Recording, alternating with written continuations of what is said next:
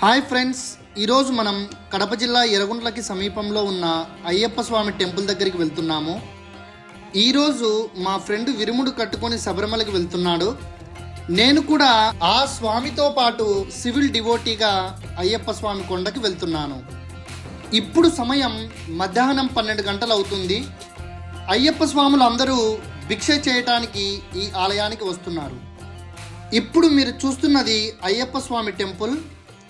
ఈ గుడి ఊరికి అవుట్ సైడ్ పొలాల దగ్గర ఉండి భక్తులకి ఆహ్లాదకరంగా ఉంటుంది. ఆలయం లోపలికి వెళ్ళి ఎలా ఉందో చూద్దాం.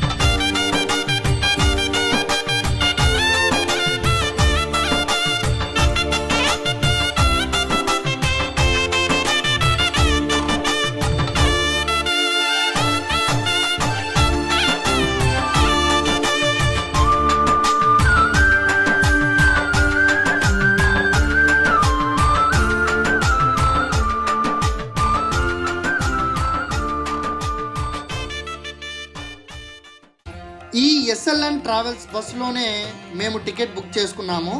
మాకు శబరిమలకి టికెట్ కాస్ట్ 5,000 రూపాయలు పడింది.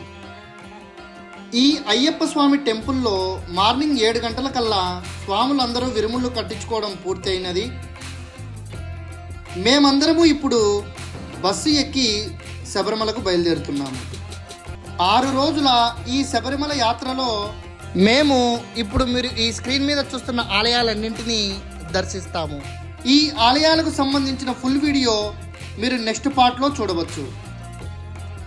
బస్సులో ఉన్న ఈ స్వాములందరూ మ్యాక్సిమం ప్రొద్దుటూరు నుండి వస్తున్నారు.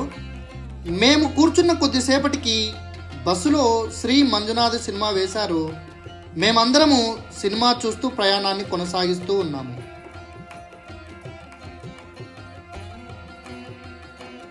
2 గంటల ప్రయాణం తర్వాత మేము రాయచోటికి చేరుకున్నాము.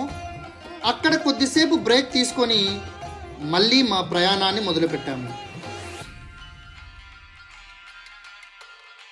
రాయచోటి దాటగానే 8 కిలోమీటర్ల దూరంలో మోటకట్ల దగ్గర అద్భుతమైన శివాలయం మీరు ఇక్కడ చూడవచ్చు.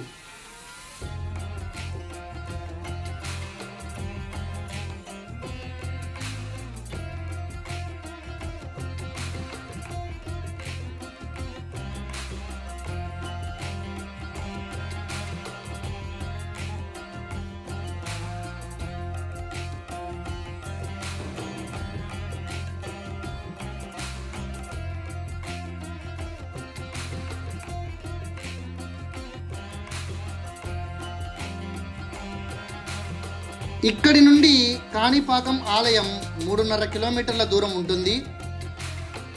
ఆలయం దగ్గరికి చేరుకునే లోపు సమయం రాత్రి 7 గంటలయ్యింది. మీరు చూస్తే ఇక్కడ చాలా బస్సులు ఆగి ఉన్నాయి. అవన్నీ శబరిమలకు వెళ్ళే అయ్యప్ప స్వాముల బస్సులు.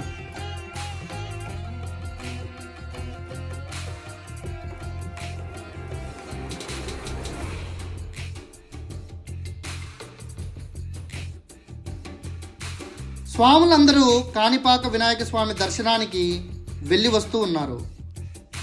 మేము కూడా ఫ్రెష్ అప్ అయ్యి స్వామివారి దర్శనానికి వెళ్తున్నాము.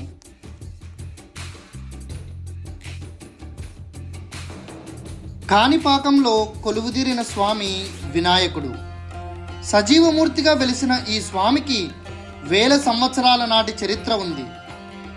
స్వామివారు అప్పటి నుండి ఇప్పటి వరకు సర్వాంగ సమేతంగా పెరుగుతున్నారు. అంతేకాకుండా సత్య ప్రమాణాల దేవుడైన కాణిపాక విఘ్నేశ్వరుడి ముందు ప్రమాణం చేయటానికి అబద్ధీకులు సైతం భయపడుతూ ఉంటారు.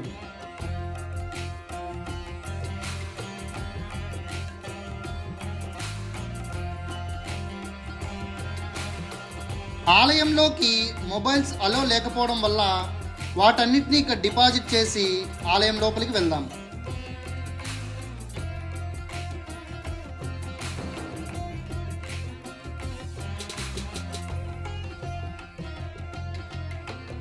ఇప్పుడే మాకు స్వామివారి దర్శనం పూర్తయినది. ఈ ఆలయం ఎదురుగా ఒక మంచినీటి కోనేరును మీరు ఇక్కడ చూడవచ్చు. ఇప్పుడు సమయం రాత్రి 8 గంటలు అవుతుంది. లైటింగ్ వెలుగులో ఈ ఆలయం చూడటానికి చాలా అద్భుతంగా ఉంది.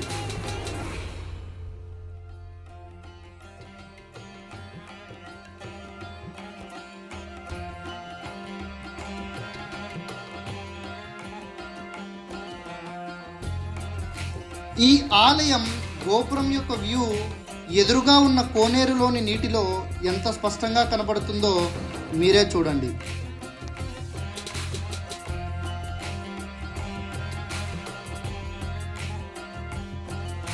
కోనేరుకు పక్కనే వరదరాజస్వామి దేవస్థానం ఉంది. ఈ ఆలయం 11వ శతాబ్ద కాలం నాటిదని చెబుతారు.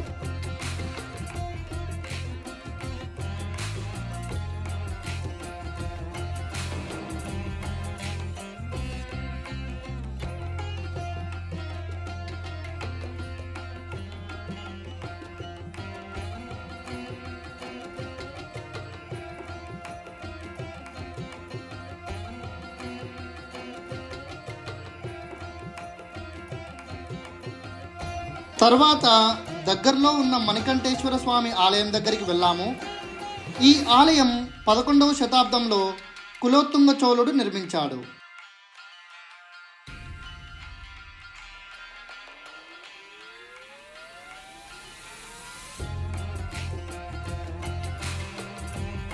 ఈ ఆలయంలో శిల్ప సంపద చాలా అద్భుతంగా ఉంది. వినాయకుడు, శివుడు, పార్వతి, సుబ్రహ్మణ్యేశ్వర స్వామి విగ్రహాలు చూడటానికి కనుల విందుగా ఉన్నాయి.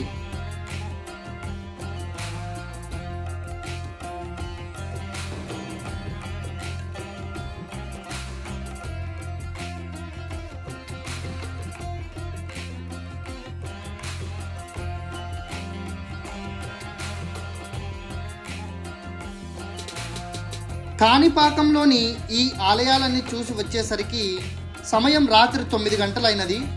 అప్పటికే ట్రావెల్స్ వారు మాకు డిన్నర్ ప్రిపేర్ చేసి ఉంచారు. మేము అక్కడ తినేసి నెక్స్ట్ దేవాలయమైన తమిళనాడు రాష్ట్రంలోని భవానీ టెంపుల్కి బయలుదేరాము. ఆ ఆలయానికి సంబంధించిన విశేషాలు నెక్స్ట్ వీడియోలో తెలుసుకుందాం. Thanks for watching.